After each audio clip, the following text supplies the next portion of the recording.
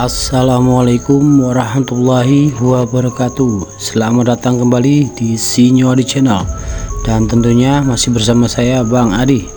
Apa kabar kalian semua? Semoga baik-baik saja, sehat badannya, dilimpahkan rezekinya, dan dihindarkan dari segala mara bahaya. Amin ya robbal alamin.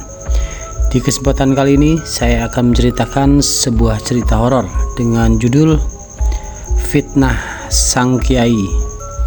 Oke, sebelum lanjut ke ceritanya, yang belum subscribe silakan bisa subscribe dulu dan aktifkan lonceng notifikasinya agar kalian tidak ketinggalan dari cerita channel Sinyo Adi yang akan selalu membuat bulu kuduk merinding, dan juga tidak ketinggalan share and like. Oke, terima kasih. Kita langsung ke ceritanya.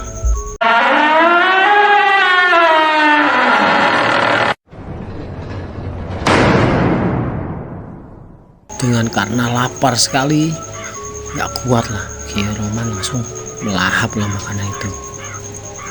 Melahap makanan itu, setelah makan dia ingat apa yang dikatakan Mbah Joyo. Astagfirullahaladzim, oh, mungkin ini kali ya Kampung Bunian. Karena apa? Aku melihat wanita itu dari bibirnya tidak ada tekukan di bawah hidung itu. Biasanya kalau orang normal itu ada tekukan, ini tidak ada. Akhirnya, oh, aku yakin ini Kampung Bunian. Akhirnya setelah makan, Kiai Roman, apakah tidak haram makan makanan dari orang bukan makhluk bangsa manusia sendiri? Tapi Kiai Roman ya istighfar, astagfirullahaladzim, mohon maaf ya Allah, saya sudah makan seperti inilah, mohon ampunan lah. Akhirnya langsung Kiai Roman bertanya, Mbak, saya Rohman, saya ingin bertanya Mbak, saya ingin bertanya sama Mbak, apakah anak-anak kecil yang ada di desa saya berada di sini Mbak? Akhirnya wanita cantik itu berkata ke Kiai Roman, iya, emang kenapa? Dia suka di sini, dia bahagia di sini. Bukan seperti itu Mbak, mohon maaf sebelumnya. Ini sudah beda alam. Anak-anak kan masih mempunyai orang tua, masih kasihanlah orang tuanya mencari-cari, menangis. Tolong Mbak, kembalikan anak-anak. Akhirnya wanita cantik itu berkata ke Kiai Roman, gini Pak Roman, anak-anak yang saya bawa itu kemari, dia setelah itu dia sangat suka, sangat senang di sini, dia nggak mau pulang lagi. Coba saya tanyakan lagi Mbak sama anak-anak, kalau itu diperbolehkan. Oh boleh, saya bawa nanti anak-anaknya. Akhirnya anak-anak itu dibawa sama mbaknya itu, si wanita cantik itu. Coba kamu tanyakan Pak Roman sama anak-anak, mau nggak dibawa pulang? Akhirnya Pak Roman bilang, Nak, ibu kamu sudah mencari kamu berhari-hari. Kasihan ibu kamu, bapak kamu menangis. Pulang ya, ini bukan tempat kamu. Awalnya sih nggak mau Pak, nggak mau. Aku enak di sini, aku senang di sini. Apapun yang aku inginkan terkabul di sini, ada semua di sini. Nah, akhirnya wanita cantik itu menimpali. Nah, kamu dengar sendiri Pak, apa katakan anak-anak. Dia suka di sini, dia senang sekali di sini. Tapi Mbak, ini bukan alamnya dia. Tolong Mbak, kasih kesempatan untuk anak-anak ini pulang. Akhirnya wanita cantik itu memperbolehkan, tapi dengan syarat bahwa orang tua anak-anak ini jangan menyakiti anak-anaknya, jangan sekali-sekali menyakiti, dan jangan sampai keluar sebelum maghrib. Kalau itu masih terjadi lagi, saya akan bawa lagi dan tidak akan boleh balik lagi ke alamnya mereka. Akhirnya Kiai Rohman dengan tidak mikir panjang menyanggupilah segala sesuatu. Dan satu lagi, Pak Rohman juga akan saya bawa sini untuk mempertanggungjawabkan segala sesuatunya, dan di sini tetap Pak Rohman diadili di sini, dan Pak Rohman juga tidak akan bisa kembali lagi. Iya Mbak, saya siap, saya bertanggung jawab untuk masalah perjanjian seperti itu. Akhirnya ya udah, kalau Pak Rohman sudah siap untuk semuanya itu dengan persyaratannya, silahkan bawa anak-anak. Pak Rohman pulang aja duluan, nanti anak-anak kami antar di ujung desa. Tapi benar ya Mbak, akan dibawa pulang, saya janji. Akhirnya di setelah itu Pak Rohman keluarlah. Saya izin Mbak, saya banyak-banyak terima kasih sama Mbak untuk memperbolehkan anak-anak pulang. Akhirnya pulanglah Pak Kiai Rohman itu keluar rumah. Nggak berapa lama melangkah, Pak Rohman itu pingsan. Dan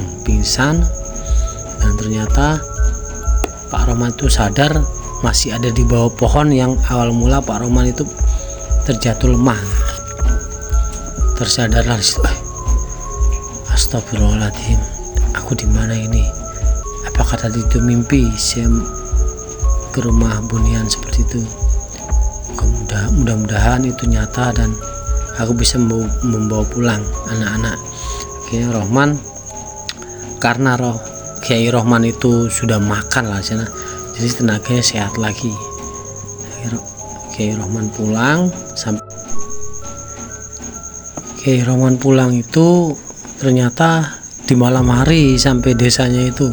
Di malam hari pas mau sampai ke rumahnya, ternyata ada Mas Maji depan rumahnya, dan Mas Maji melihat Kiai Rohman berjalan menuju rumahnya dan menjemputlah. Kagetlah Maji. Astagfirullahaladzim, Pak Kiai udah pulang. Loh, kamu kenapa Mas Maji sampai kaget seperti itu? Pak Kiai, saya kira Pak Kiai udah pergi dari kampung ini karena sudah 2 hari Pak Kiai nggak pulang. Nah, makanya saya tetap menjaga rumah Pak Kiai dan membersihkan rumah Pak Kiai, jaga-jaga Pak Kiai pulang lagi kemari, jadi rumahnya tetap bersih. Loh, 2 hari? Iya Pak Kiai, 2 hari. Loh, kayaknya baru berapa jam deh aku keluar kok udah 2 hari. Ternyata alam gaib dan alam manusia itu beda. Jadi alam gaib itu lebih lamban dibandingkan alam nyata. Jadi alam nyata itu kira-kira sudah 2 hari atau 3 hari. Nah, di alam gaib itu lamban sekali, paling tinggal cuma berapa jam lah. Nah, seperti itu. Kalau penuturan saya mendengar cerita-cerita seperti itu, alam gaib itu lebih lamban lah. Nah, pas si Maji itu kaget, akhirnya menceritakan ke Pak Kiai. Pak Kiai menjawab, saya cuma berapa jam aja loh keluar dari rumah kok kamu seperti. Bener Pak Kiai.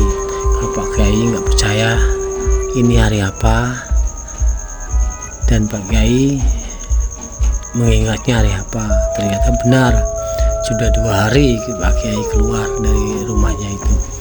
Nah, ngobrol si Maji nggak pulang ke rumahnya, karena walaupun Pak Kiai sudah sampai rumahnya, karena udah larut malam lah, udah nanggung lah di rumah Pak Kiai rumah Pak Kiai aja walaupun di depan. Akhirnya si Maji tidur di rumah Pak Kiai, dan besokannya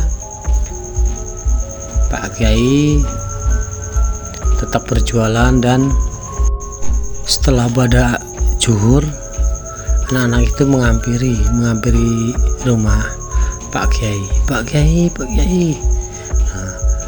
Kiai Rahman itu kaget, loh, ramai sekali, loh ini kan yang kemarin saya temukan di rumah di desa Bunian itu, loh sudah pulang tuh. Akhirnya, loh le ya sini ngumpul. Akhirnya ngumpul lah, dan Pak Kiai ayo ngaji. Akhirnya ngaji. Setelah itu adalah berapa warga itu mendatangi Pak Kiai dan bilang, Pak Kiai, mohon maaf Pak Kiai, kemarin kami sudah seujon sama Pak Kiai, mempunyai pesugihan.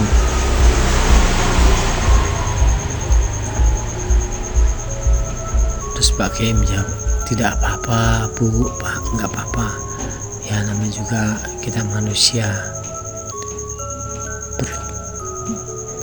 banyak hilaf, banyak inilah, namanya juga anak lagi hilang, tidak berpikir panjang. Tapi pesan saya sama ibu sama bapak, jangan kasar sama anak-anak, dan jangan dibiarkan anak-anak sebelum menjelang maghrib di luar. Tolong jam 5 atau jam 5 lebih dikit disuruh anak-anak masuk ke rumah, karena makhluk gaib paling senang sama anak kecil dan yang masih berkeliaran sebelum maghrib. Oh gitu ya Pak Kiai. Iya Pak Kiai, dan saya juga maaf Pak Kiai, saya juga ini dengar dari anak saya, karena yang membawa pulang itu Pak Kiai dari tempat jauh. Tadinya anak-anak saya nggak mau, tapi Pak Kiai memaksa anak-anak untuk pulang. Udah nggak usah dipikirkan seperti itu, yang penting ingat, jangan kasar, jangan galak sama anak-anak kecil, anak-anak kalian, dan sebelum maghrib kira-kira jam 5 harus di rumah ya. Oh iya Pak Kiai, ya siap Pak Kiai, terima kasih Pak Kiai, itu pesan saya. Kalau masih dilakukan lagi, saya tidak bertanggung jawab, dan saya tidak mau bertanggung jawab akan terjadi lagi seperti itu. Iya Pak Kiai. Akhirnya semua warga meminta maaf lah pada Pak Kiai, minta maaf pada Pak Kiai, terkecuali Sopi itu, dia tidak mau, dia sampai marah sama warga, kamu ngapain minta maaf sama Kiai Roman itu, nanti juga akan terjadi lagi, itu cuma ini dia aja, biar tidak dibenci lagi, biar dipercaya sama warga, nanti lihat aja. Akhirnya Sopi itu marah-marah lah ke warga depan Kiai. Akhirnya Sopi melangkah pergi. Akhirnya Di situ Sopi terjatuh, tak kesandung tak apa, terjatuh dan terguling masuk ke jurang, enggak jurang dalam ya, jurang enggak terlalu dalam ya. Dia terguling-guling jatuh ke jurang dan diselamatkan sama warga, dan Bu Sopi itu dibawa ke rumah sakit dan didiagnosa sama dokter, sama rumah sakit itu si Sopi itu patah tulangnya patah, dan mulutnya terbentur sama batu, entah itu kenapa jadi dia nggak bisa ngomong seperti itu. Mungkin kalau kita bisa berpikir menalar, itulah karma dari mulut jahatnya Sopi memfitnah seorang kiai yang baik hati yang mau mengajarkan anak-anak untuk belajar agama, difitnah sama dia, jadi warga pun ikut terprovokasi. Setelah Bu Sopi itu keluar dari rumah sakit dan diantar sama keluarganya ke rumah Pak Kiai dan meminta maaf sama Pak Kiai dan minta ampunan lah. Akhirnya Pak Kiai bilang, saya maafkan Bu Sopi, tapi mohon ampunlah kepada Allah Subhanahu wa taala, dekatkanlah diri kepada Allah Subhanahu wa taala, dan tolong anak-anaknya dijaga, jangan dikasari, jangan dikalai. Iya Pak Kiai, terima kasih Pak Kiai. Akhirnya setelah itu damailah warga kampung desa di Sumatera itu setelah kejadian seperti itu, dan Pak Kiai tetap berjualan dan mengajar ngaji dan ramai lagi jualannya. Dan selesailah cerita ini. Semoga kita bisa ambil hikmahnya dari cerita ini, ambil sisi positifnya dan buang sisi negatifnya. Dan dari saya mohon maaf jika ada salah kata dan penyampaian cerita. Akhir kata, wassalamualaikum warahmatullahi wabarakatuh. Sampai jumpa di video selanjutnya. Ciao.